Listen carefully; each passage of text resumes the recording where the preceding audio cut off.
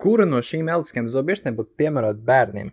Rekur, ja mēs runājam par maziem bērniem, tad rekur ir labākais variants, saucās Oclean Kids. Viņa ir rekur pieejama zilā vai rozā krāsā, maksā 24 eiro.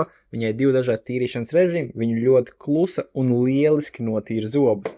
Ja mēs gribam kaut ko, kas jau ir nedaudz foršāks priekš bērniem, bet notīra aizvien tikpat labi, tad ir šāda te Philips Sonicare. Viņa maksā 49 eiro.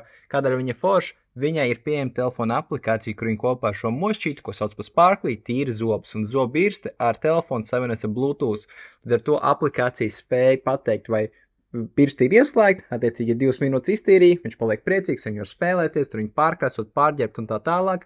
Savukārt, ja zobirsti izslēdz ātrāk ārā nekā pa 2 minūtēm, viņš paliek dusmīgs un neļauj viņu spēlēties. Un tas tāds kā motivators maziem bērniem, tīrīt zobus kārtīgi, rūpīgi, lai viņi varētu dabūt balvas un spēlēties. Un no vecāku atsauksmes zinām, ka tas tiešām reāli strādā, bērni tīra zobus, lai dabūtu tās balvas priekš šī te mošķīša. Bet, ja mums jau ir lielāki bērni, kam tas varbūt ir pārāk bērnišķīgi, tad rekur atkal lielisks variants, saucās Oclean X Kids S.